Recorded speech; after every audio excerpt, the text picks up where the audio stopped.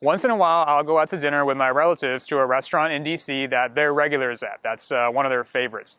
And on my most recent visit, I noticed that the staff actually treats them exceptionally well and talks to them like they're basically their family members and that they're really happy to see them. But when it comes to me, they pretty much treated me like I don't exist. And emotionally, that doesn't really bother me. But just from an observational standpoint, I couldn't help but think to myself that they were probably treating them that way because they just were trying for a big tip, which my relatives happen to leave pretty much every time they go there. And as a general concept, in other words, I think they weren't being very genuine.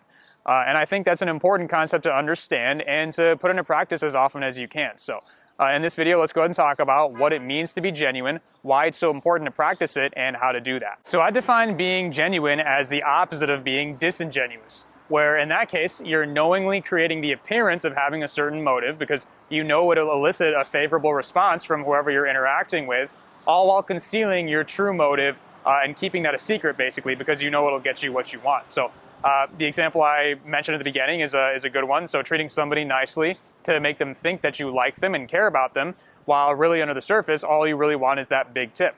Another example would be trying to proclaim proudly that you care about a person or a cause, not because you actually do, but rather because you just want to make yourself look good or because it's trendy or something like that.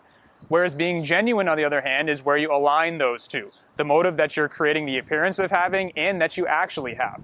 In other words, you don't secretly have some kind of ulterior motive and you only care about getting something for yourself in the end of that interaction. Now, there are a number of reasons why this is so important. One of which is, like I've said before, each and every single one of us was born a screaming baby that only cared about ourselves. Selfishness is hardwired into us. And so it takes maturity and restraint to bring yourself out of that. And if you're able to do that, then people will recognize and appreciate the fact that you're one of the few. Also, being genuine makes you a multidimensional person in many different ways. Because if you're being disingenuous, then all you ever care about is the one or two things that you want. So every conversation you have and every experience somebody has with you is just going to revolve around those one or two things.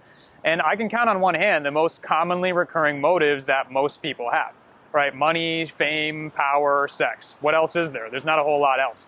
And so it becomes the same predictable, boring story over and over again. In other words, you're unidimensional.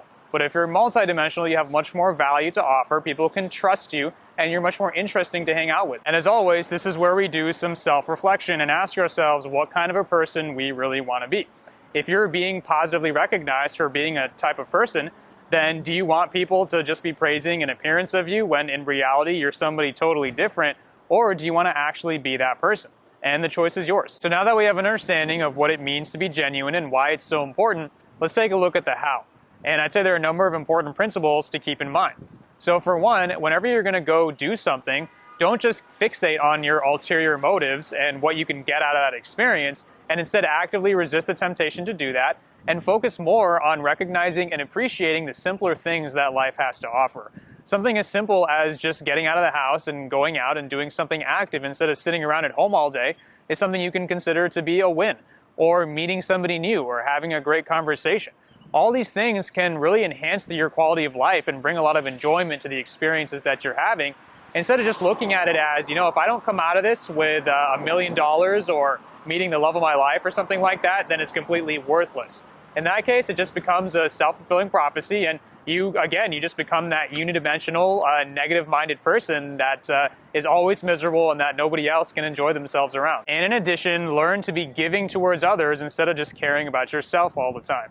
Because the more you do that over time, the easier it becomes to align those two motives like we talked about, the motive that you're creating the appearance of having versus the one that you actually have, because you're removing yourself from the equation. So there's much less of a cost that you perceive to doing that. So if you're going to say that you care about a cause or a person, try actually caring about that cause and that person. If you're going to pretend to take an interest in somebody that you're talking to, try actually being, interested in that person and listening to what they have to say. And eventually, even though that's going to have more value for that person than it is for you, you'll learn to take some intrinsic joy in that because at the end of the day, you're doing a good thing. So in summary, life doesn't always have to be about leveling up or striking gold or being all that you can be.